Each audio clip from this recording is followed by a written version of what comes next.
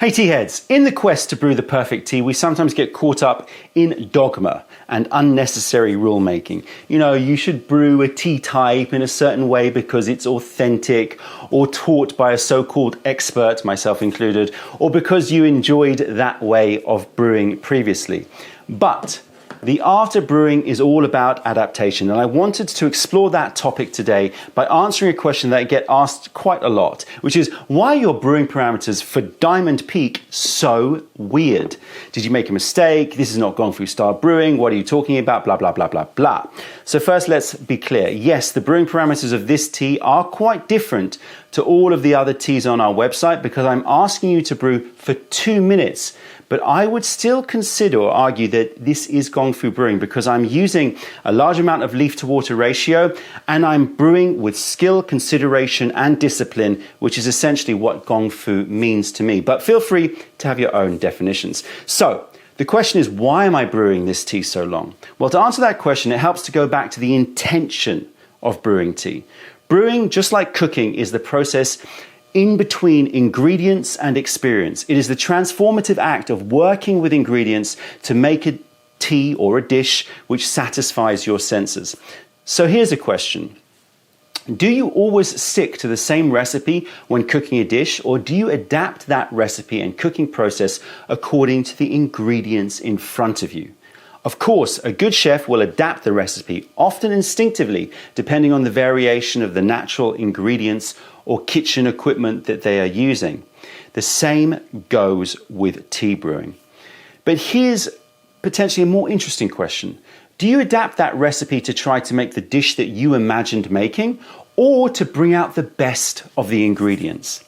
The great chefs will always make ingredients the star of the show, not only in sourcing the finest produce, but also by adapting their recipes, their styles of cooking, and the dishes themselves to showcase the natural character of those ingredients. Bad chefs do the opposite, trying to manipulate or overcomplicate recipes to force the ingredients into a predefined idea of the perfect final dish. In other words, the best brewers of tea do not brew solely for their taste preference or by using a template, but with the primary goal of expressing and showcasing the intrinsic character of the leaves. Of course, this intrinsic character is still ultimately a matter of opinion, but the point is that the starting point of any good brewer is working out what he or she thinks the leaves are trying to express, and then to be a skilled facilitator to make that expression happen. And when I taste this Junshan Yinzhen tea, I have a very clear vision of its character and the potential blocks that I may experience when expressing or trying to express this character. This tea, in my opinion, wants to be smooth and round. It wants to be sweet and rich. It wants to be nuanced and complex in its delicacy. One key factor which affects the brewing decisions is that this tea, with its distinctive yellowing process, has almost no bitterness. And so there's no concern about making a bitter tea. So we're going to test that out by brewing this amount of leaf in a flute brewer with boiling water for 5 minutes. So I'm going to just intentionally crazily overbrew this tea. Right, this is 95. I'm going to pop it up to 100 degrees. So just to show you that really you don't have to worry about the bitterness of this tea. I'll be back once it's brewed. Here we go, 5 minutes. This is brewing, boiling water. So breaking all the rules, which is sometimes the best way to figure out how you want to brew your tea. It looks very dark for a yellow tea, as you'd expect, but let's give it a taste. So what I'm focusing on now is how bad can it get if I brew it really badly? And obviously I have the luxury of having lots of tea, and you know, this is expensive tea, so I get that. So that's why I'm doing the experiments for you. On a bitterness level of 1 to 10, this gets 0.5. In other words, it's impossible, almost impossible, to get bitterness out of a good Junshan Yinzhen. And that's really, really important when we are making brewing decisions. This is a spectacular 2024 version. Check it out on the website. So much going on. Guava, caraway, pears, that mountainous air as well. Some little sort of salted egg yolk, savory creaminess there as well.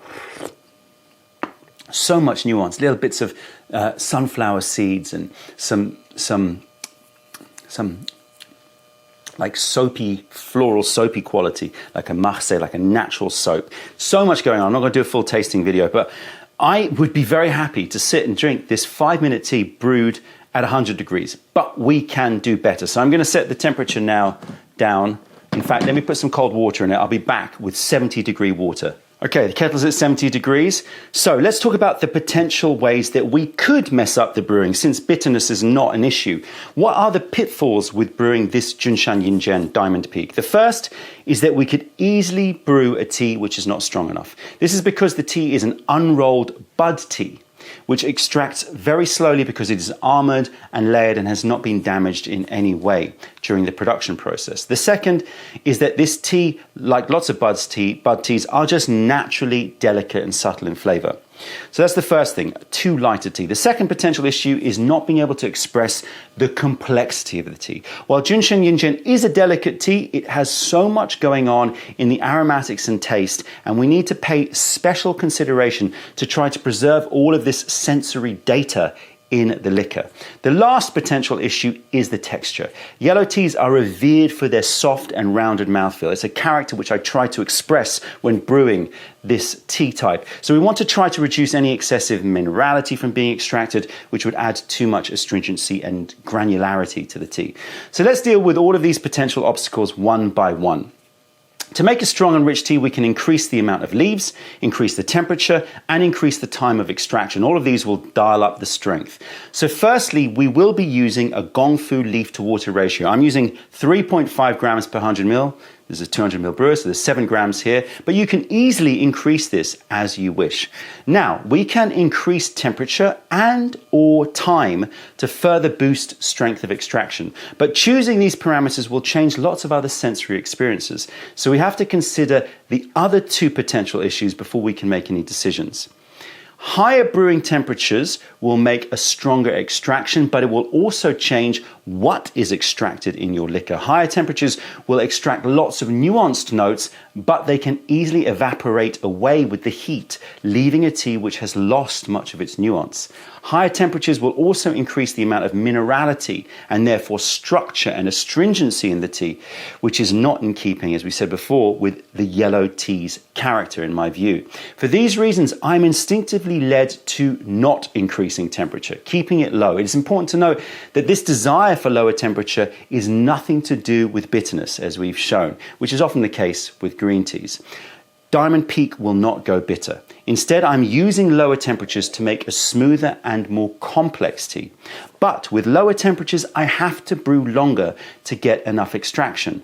Longer steeps will improve the thickness of a tea and pull out a nuanced array of aromatics, but too long brewing and those transient notes will start to disappear nonetheless, and the tea liquor will start to actually react with the air and oxidize, making the tea start to become less smooth and more stewed in taste.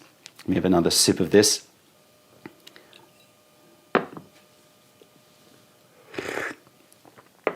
Amazing, but I can tell that the transients have gone in that 5-minute brew. Again, I don't have to worry about the bitterness when I'm thinking about the length of brew, but I am worried about it oxidizing and also it losing those transient notes. And so the experimentation in brewing begins, balancing the parameters of time and temperature to try to find the sweet spot where we can get the most rich and strong tea with smoothness and preservation of those flirty aromatics. And in my experiments, 75 degrees for 2 minutes was the Goldilocks balance. So let's check the temperature here.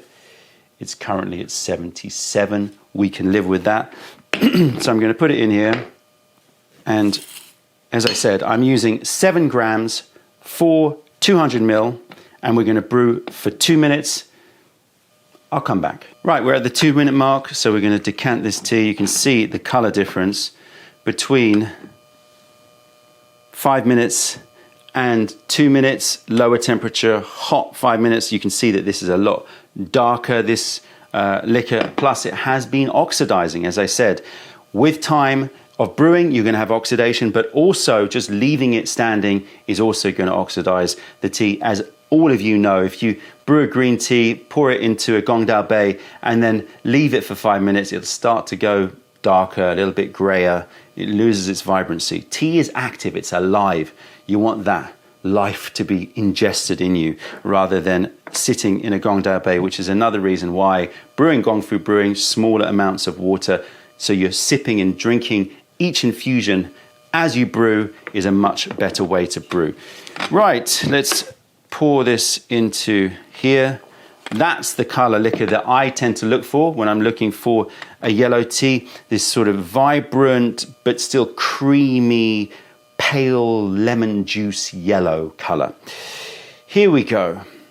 Diamond Peak, brewed to what I consider to be the best parameters. Thick.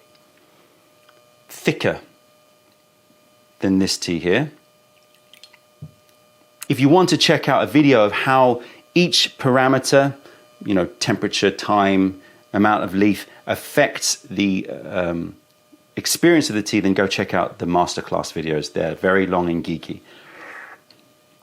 Yeah, not as thick. So we've retained thickness. It's very, very thick.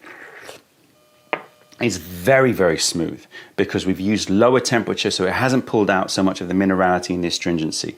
So it's thick, it's smooth, check.